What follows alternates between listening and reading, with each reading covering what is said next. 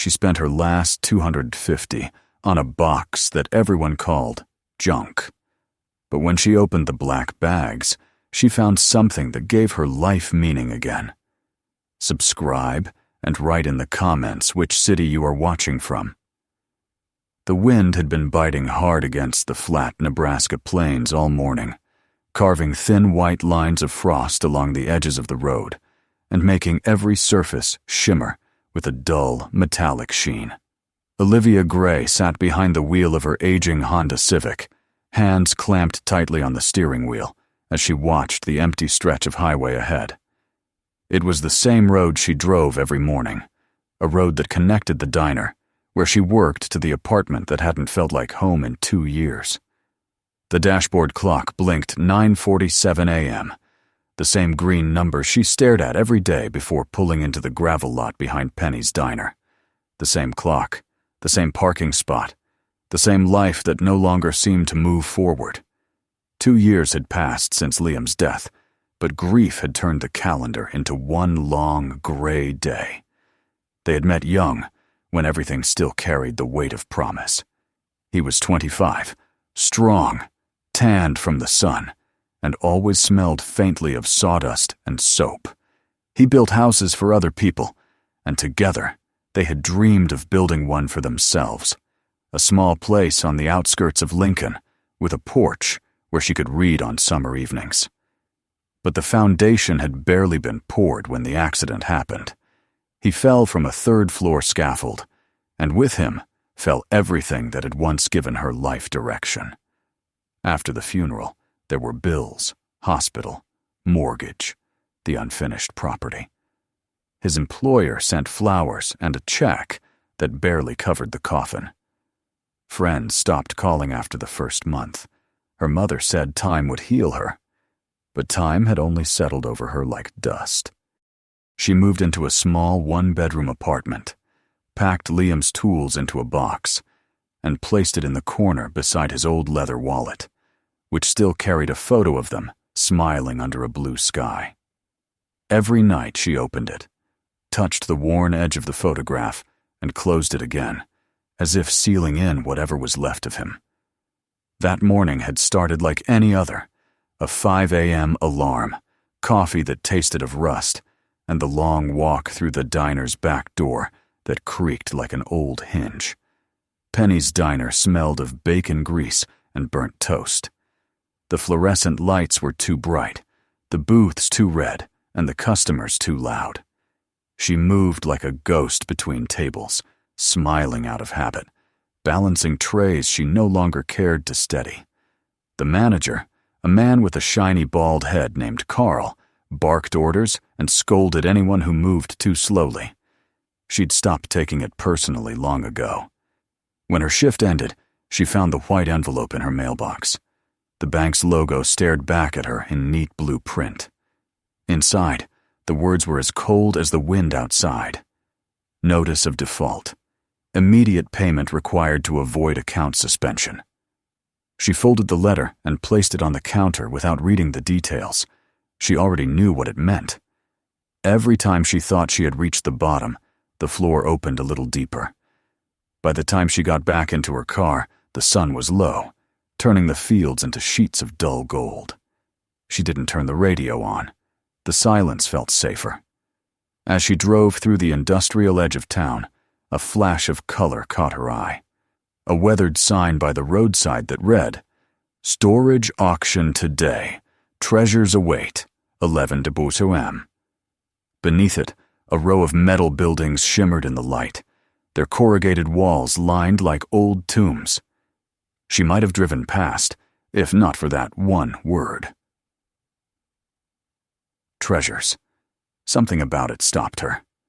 Maybe it was the irony, or maybe it was the simple, foolish hope that the word still meant something. She slowed down, watching through the window as a handful of people milled about near the entrance. A tall man in a baseball cap sipped coffee from a styrofoam cup. Another leaned against a pickup truck filled with boxes. There was laughter, the shuffle of boots on gravel, the sound of a lock clanging open somewhere in the distance. She almost drove on, but her hands turned the wheel before her mind could object. The lot smelled of oil and old wood.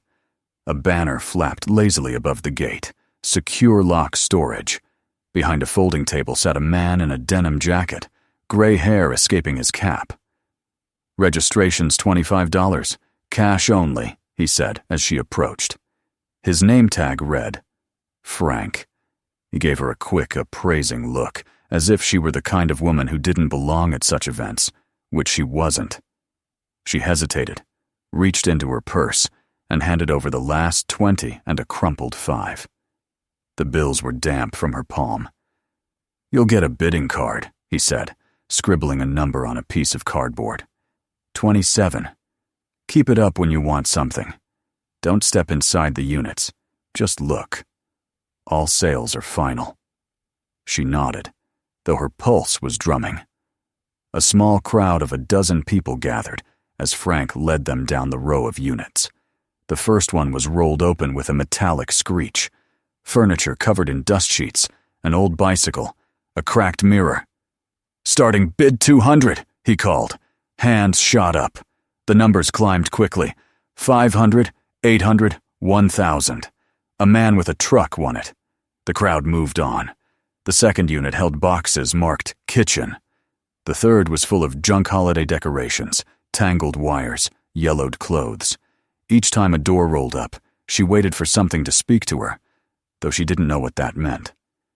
When they reached the far end of the row, Frank paused before a smaller door, its paint flaking. "Unit 119, he announced, fumbling for keys. "Been locked up since last winter. Belonged to a woman named Melinda Carter. Paid every month till she passed. No family came to claim it." He tugged the door open. The hinges groaned. Inside was darkness, thick and still. Then, slowly, shapes emerged. A wall of large black garbage bags stacked neatly to the ceiling, each tied with careful knots. No furniture, no boxes, no labels. Just silence and the faint scent of old fabric. A man in the crowd chuckled. "Ain't worth the time. Probably just clothes and trash." Another muttered, "Looks like someone cleaned out a basement." Frank shrugged. "Starting bid 25. No one raised a card. The wind rattled a loose sheet of tin somewhere nearby. Olivia stood at the back, hugging her jacket close. She didn't understand why her throat felt tight, or why the sight of those sealed black bags filled her with a strange unease, as if each one hid a secret waiting to breathe. Frank looked around. No interest. Something inside her whispered, "Take it." It was absurd. She didn't need someone else's garbage. She needed food, rent, and a way to survive another month. But the whisper came again, clearer this time, as though spoken by a familiar voice she hadn't heard in years. Liam's voice. Sometimes a chance looks like junk until you open the box. Before she could stop herself, she raised her paddle. 25, she said, her voice barely audible. Frank squinted. All right, 25 to number 27. Do I hear 50? The man with the coffee smirked. 50. 75. Olivia's hand lifted again. 100. A murmur went through the crowd. Frank grinned. 100. Do I hear 150? No one answered. 200. Her pulse raced, her stomach clenched. 250. Frank's eyebrows rose. 250 to number 27. Any takers? The crowd fell silent. Sold! The hammer came down with a hollow thud. Unit 119 goes to the lady in the jacket. For a moment, Olivia couldn't move. Her cheeks burned. She felt the weight of their stares, the half-hidden amusement in their eyes. She signed the papers with trembling fingers and handed over her last bills. Frank tore a yellow copy from the carbon pad and gave it to her with a wink. Congratulations. You just bought yourself an adventure. The others drifted away, laughing, talking about their next bids. Olivia remained, staring at the closed door of Unit 119. The metal gleamed dully under the weak afternoon sun, A small lock hung from the handle, waiting for her key. The wind picked up, scattering bits of gravel. Somewhere, a crow cawed. She unlocked the door halfway, just enough for the smell of dust and time to escape, and then lowered it again. She'd come back tomorrow. Today she was too tired to face whatever waited inside. That night, in her apartment, the yellow receipt lay on the kitchen counter beside her empty mug. She turned it over in her hands, tracing the numbers with her thumb. 119, paid in full. It looked ridiculous, like a souvenir from a poor decision. But when she placed it next to Liam's wallet, the two things seemed to belong together. The memory of a man who built homes and the promise of something hidden behind a metal door. She sat in silence for a long time, watching the light from the street lamp crawl slowly across the wall. For the first time in months, the quiet didn't feel suffocating. It felt waiting. When she finally turned out the light, she whispered into the darkness, not sure if she was speaking to herself or to the man who used to sleep beside her. You'd have done something crazy too, wouldn't you? The wind outside answered with a soft sigh against the window pane, like a voice carried across the distance of years. And as sleep finally came, the image of the dark unit of the black bags, stacked in neat, solemn rows, lingered behind her eyes, shimmering faintly like the outline of a secret calling her name. The next morning broke pale and gray, the kind of light that seemed uncertain whether to bring warmth or to fade completely. Olivia woke before her alarm. For a long moment she lay in bed, staring at the water stain on the ceiling, trying to remember the dream that had woken her. There had been a door, she was sure of it. A metal door with a number painted in white. 119. Behind it, she could hear soft rustling, as if something inside had been waiting for her all along. The image clung to her as she dressed, pulling on the same jeans and flannel shirt she had worn the day before. Outside, the air was crisp and clean, the frost beginning to melt into thin threads of water that traced the edges of the sidewalk. She stopped by the diner only long enough to pour herself a cup of coffee from the pot by the counter. Carl looked up from the register and gave her that half-amused, half-irritated look he always had when she didn't follow routine. "You're early," he said, his voice flat. "I'm not staying," she answered. "I have somewhere to be," he frowned. "You don't have a shift today.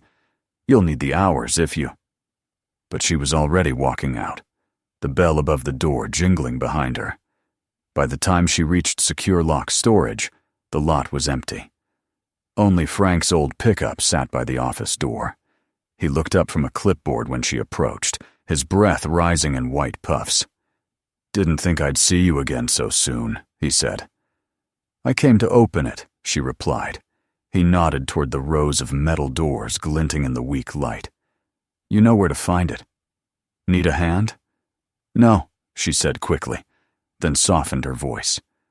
"Thank you, but no." He shrugged and returned to his paperwork. She walked alone down the gravel path, her boots crunching in the quiet. The doors stood like sentinels, each identical except for the faded numbers painted near the handles. When she reached 119, her pulse quickened. She hesitated before sliding the key into the lock. For a second, she wondered if she was about to make a fool of herself, if she'd find nothing but trash and regret inside. The lock turned with a click. The door screeched open, spilling a wave of cold air that smelled faintly of dust, paper, and something else she couldn't name. She stood on the threshold, peering into the gloom. The black plastic bags were stacked neatly from floor to ceiling, as if whoever had packed them had done so with care. The sight was almost respectful. She stepped closer and tugged at the first bag. It was heavier than she expected. The plastic crackled as she dragged it into the light and sliced through the knot with her pocket knife. Inside were toys. Soft animals, dolls, tiny trucks, all clean, each sealed in its own plastic sleeve. A tag was taped to the first one, written in neat blue ink. Chris, 2011. The next read, Laura, 2013. Beneath them were stacks of folded children's clothes, worn but carefully laundered, the kind of clothes someone had packed away not because they were worthless, but because they mattered too much to throw out. A lump formed in her throat. She crouched beside the pile, touching the soft fabric. The air around her felt heavier now, as though the little space was crowded with invisible ghosts of the children whose names she read. She pulled open another bag and found notebooks, picture books, hand-drawn cards scrawled with crayons. Thank you, Miss Melinda. You made me feel safe. I love you. The name repeated itself over and over. Melinda. She sat on the cold concrete floor, surrounded by the evidence of a life she didn't yet understand. Each item carried a sense of tenderness, of order. This wasn't the kind of storage unit filled with things someone meant to sell. It was a time capsule. As she sorted through the pile, something metallic caught the edge of her flashlight. She pushed aside a few more bags and uncovered a small trunk, its paint chipped, its lock heavy and closed with a dial combination. The initials BHF were engraved on the lid. She tried to lift it, but the weight resisted her. She ran her fingers over the cold surface. Whatever was inside had been locked for a reason. By the time she loaded everything into her car, the sky had turned white with oncoming snow. She drove home with her hands tight on the wheel, her heart uneasy. The toys, the names, the cards. They were all too deliberate, too full of meaning. Whoever this Melinda Carter had been, she had loved these children deeply. But why had her things ended up abandoned? Why had no one come for them? Her apartment felt different when she stepped inside. It was no longer silent. The presence of the bags, the boxes, the faint smell of dust and fabric, they filled the space with a kind of breath. She unpacked carefully, laying the items out across the floor. Toys on one side, papers and photos on the other. A picture frame tumbled out of a folder and landed face up. It showed a middle-aged woman with silver-streaked hair, smiling broadly with a group of children around her. Behind them, a banner hung from a brick wall. Bridge Home Foundation. Giving children a future. Olivia sat cross-legged on the carpet, staring at the photo. Bridge Home. The name echoed somewhere in her mind, familiar yet distant. Maybe she had seen a flyer once, or a news story. She found brochures among the papers, fundraising newsletters, volunteer sign-up sheets, letters from donors. The more she read, the clearer it became. Melinda Carter had been the director of a small nonprofit that ran a shelter for foster children. The discovery left Olivia strangely unsettled. She was holding someone's legacy, sealed in black plastic. She thought of the bags again, stacked so neatly as if Melinda had known she was running out of time and had packed her life away for safekeeping. That night, she couldn't sleep. The snow tapped gently against the window, soft as a whisper. The small metal box sat on her table, its lock reflecting the orange glow from the street lamp outside. She stared at it for hours. There was a code, and she would have to find it. She tried obvious combinations, birth years from the letters, the number of the unit, her own birthday, but nothing worked. At last, exhausted, she left it and went to bed. But the image of that locked box followed her into sleep. In the morning, she woke with a thought so sudden that she sat up before her eyes were even open. The number of the Unit 119. It had to mean something. She stumbled out of bed, crossed the room, and spun the dial on the box. 101-109. The latch clicked open. Her hands trembled as she lifted the lid. Inside, everything was neatly arranged, folders of letters tied with faded ribbons, a few Polaroids, and on top of them, a single envelope with handwriting so delicate it seemed to tremble on the paper. It read, To the one who opens this after me. Her throat went dry. She unfolded the letter. If you are reading this, it means I am gone. My name is Melinda Carter, and these are the remnants of what I built. I ran a shelter called Bridge Home for children who had nowhere else to go. When illness took my voice and strength, I packed away what I could. Not for money, not for family. I had none left, but for the faint hope that someone, someday, might find it and remember what kindness looks like. If you have found this, please do not throw these things away. Make something good of them. Sometimes the smallest act of care keeps the light from going out entirely. By the time she reached the last line, her eyes blurred. She pressed the paper to her chest, feeling its fragile weight against her heartbeat. For the first time since Liam's death, she cried without shame, not from loneliness, but from the sheer force of someone else's goodness.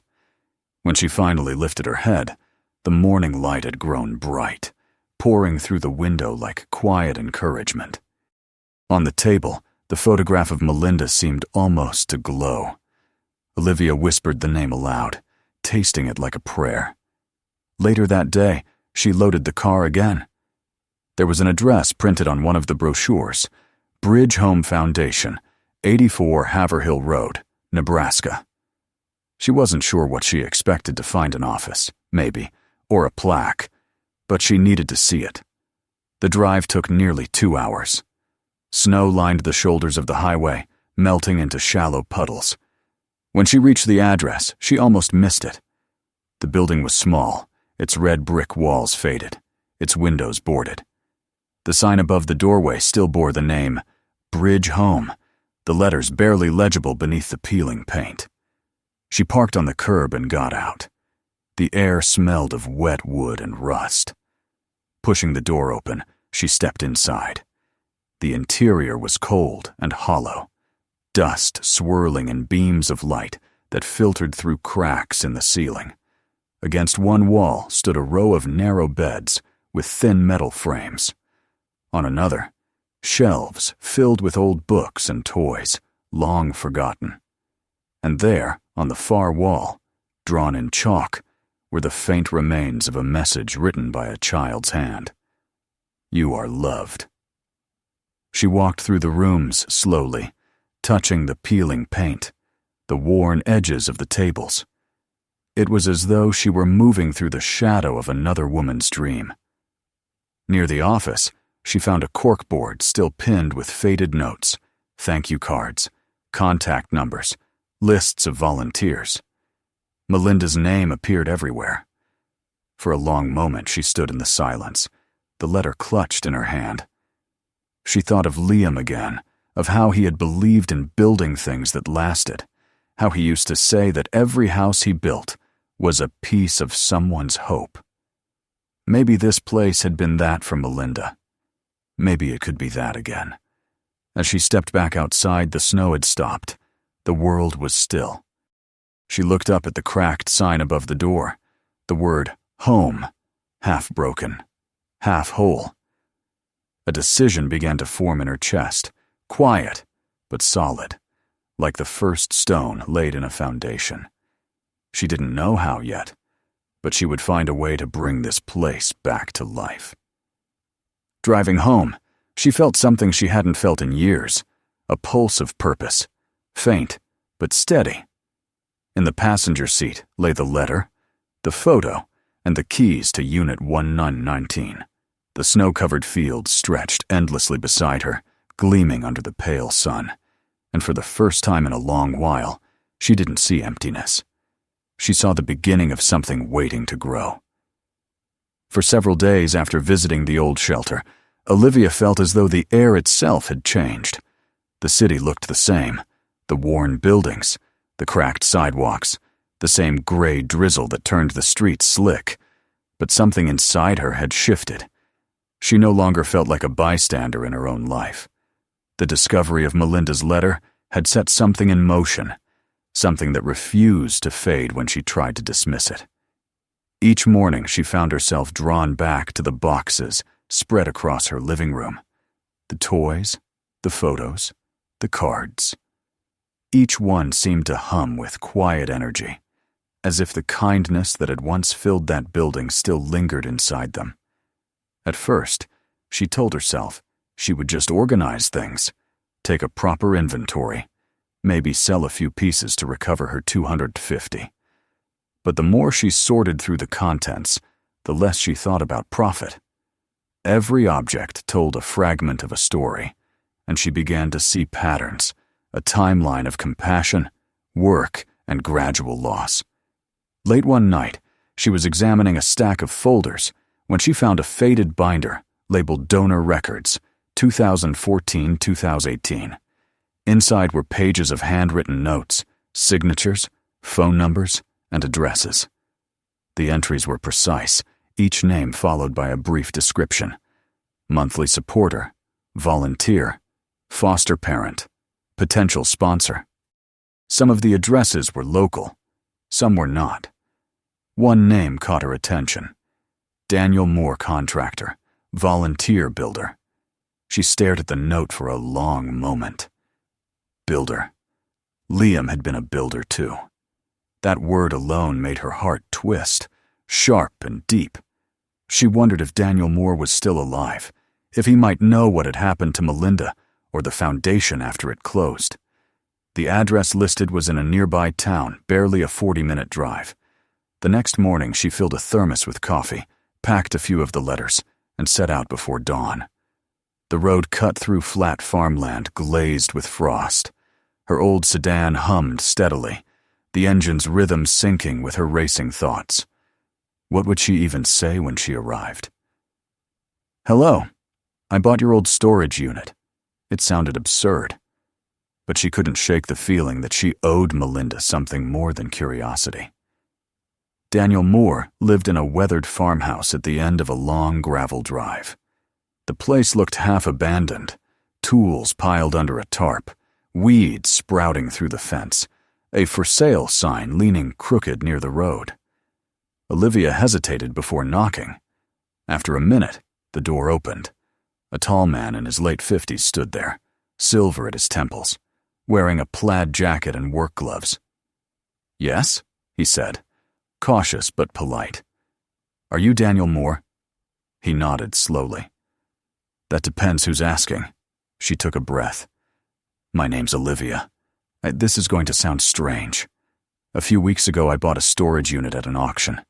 Inside, I found things that used to belong to a woman named Melinda Carter. She ran something called the Bridge Home Foundation." At the mention of the name, Daniel's face softened. His shoulders lowered a fraction, and the wariness in his eyes gave way to something like recognition. "Melinda," he said quietly. "I haven't heard that name in years." "You found her things?" "Yes," Olivia said. Did you know her?" "I built that place with her," he said, gesturing toward the fields beyond the house. "The shelter, I mean. Bridge Home. She was the heart of it. Spent every waking hour trying to keep those kids safe." He looked at Olivia curiously. "You said you bought a storage unit." She explained what had happened: the auction, the black bags, the letter. When she finished, Daniel was silent for a long time. He leaned against the doorframe, his gaze drifting past her toward the empty road. "I always wondered what happened to her things," he said at last. "After she got sick, everything sort of fell apart. The funding dried up, the volunteers scattered. I offered to help pack up the building, but she refused. Said she wanted to do it herself." "She knew she was dying," Olivia said softly. Daniel nodded. "Yeah, but she didn't want anyone to see it. She thought if she left quietly, it would be easier for everyone else." He looked down at his hands, the knuckles scarred from years of work. "We lost something when she went. That place wasn't just a shelter. It was hope made out of bricks and nails." Olivia hesitated, then reached into her bag. "I brought this." She handed him a photo of Melinda surrounded by children, her smile radiant even under the faded print. Daniel's voice caught. "That was the first Christmas we finished construction. She used to say, 'We don't build walls here. We build doors.'" He laughed softly, a sound that was half a sigh. "Guess she was right. Even now she's still opening doors for people." The words lingered in the cold air between them. They spent nearly an hour talking on the porch. Daniel told her stories of the early days, how Melinda had fought to get permits, begged local stores for materials, cooked for volunteers when the budget ran dry. She wasn't rich, he said, but she had something better: conviction. Before Olivia left, Daniel handed her a small wooden box from a shelf inside. "She gave me this before the place shut down," he said. "Told me to pass it on to someone who still believed in second chances. Maybe that's you."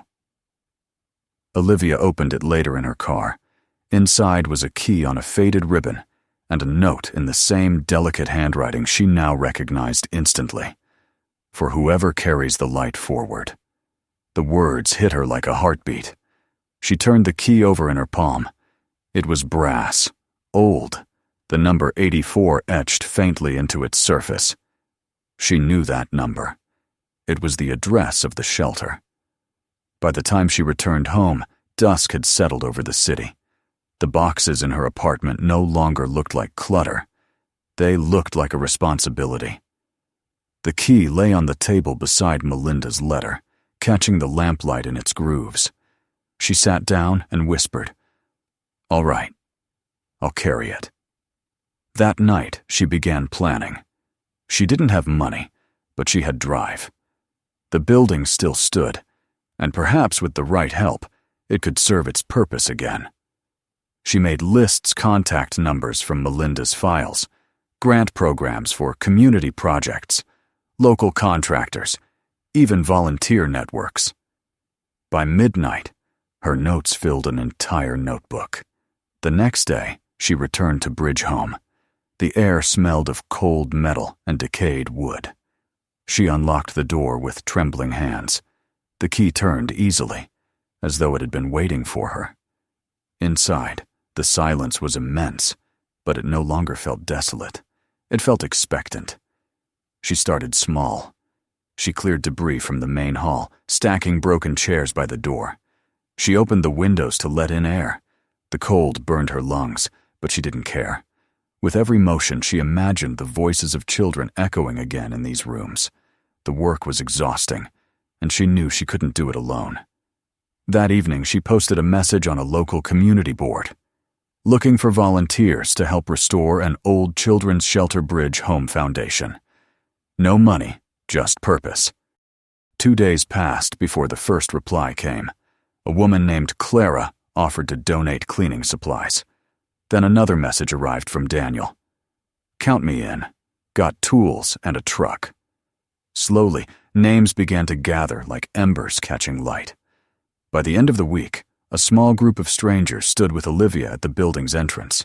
They were an unlikely crew: a retired teacher, a mechanic, a single mother, 2 college students. No one asked what she was getting out of it. They just worked. The sound of sweeping, hammering, and laughter began to replace the quiet decay. At night, when the others went home, Olivia stayed behind. She found herself drawn to the office that must have once belonged to Melinda. The walls were lined with faded photos, and a dented filing cabinet stood against one corner. Inside, she discovered documents from the Foundation's final month's letters, from families thanking Melinda for helping them, reports about foster placements, even a proposal for a community education center that had never been approved.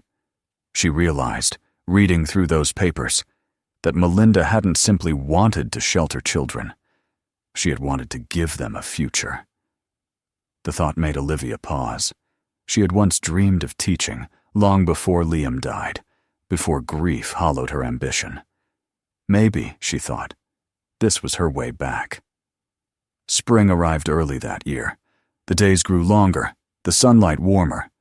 With Daniel's help, they repaired the roof and patched the walls. Volunteers painted the classrooms in bright colors, and Olivia used part of her savings to replace the broken windows. Slowly, the old building began to breathe again.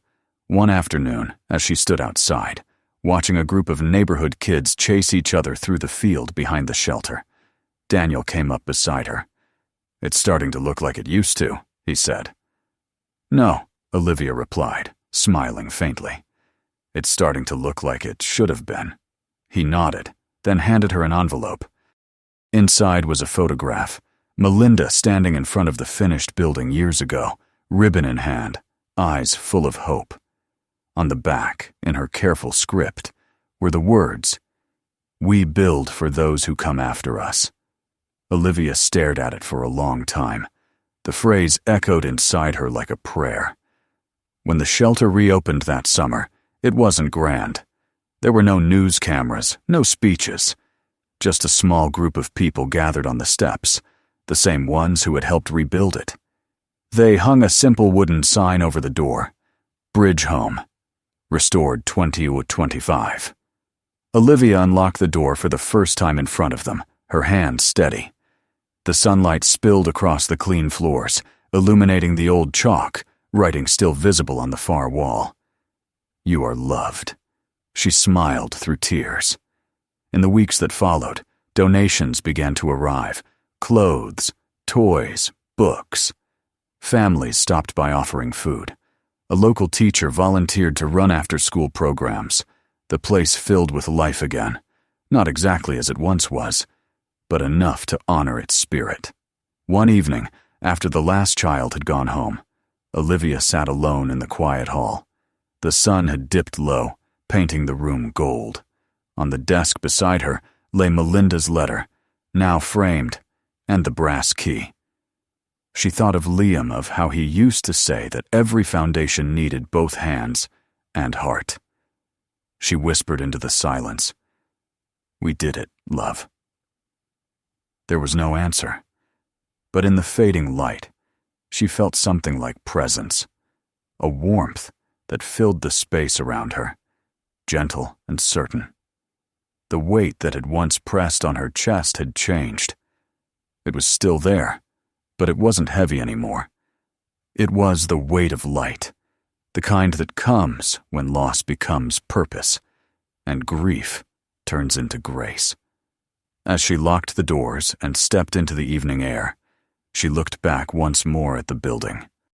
The lights inside glowed softly against the dusk, and she could almost see Melinda standing there, smiling the same way she did in the photographs, radiant, proud, and at peace. Olivia walked to her car, the night wind cool on her face. In her pocket, she still carried the ribbon that had once held the key. She thought of all the black bags, the auction crowd, the day she had taken that impossible chance. What had started as desperation had become redemption. And when she drove away, the sign above the door caught the last trace of sunlight, gleaming like a promise. Bridge Home. A place for the lost, the forgotten, and those who dared to begin again. If this story moved you, make sure to subscribe so you don't miss the next one. Take a moment to watch the other stories waiting for you right now. And don't forget to share this video with friends and family. Some stories deserve to be seen.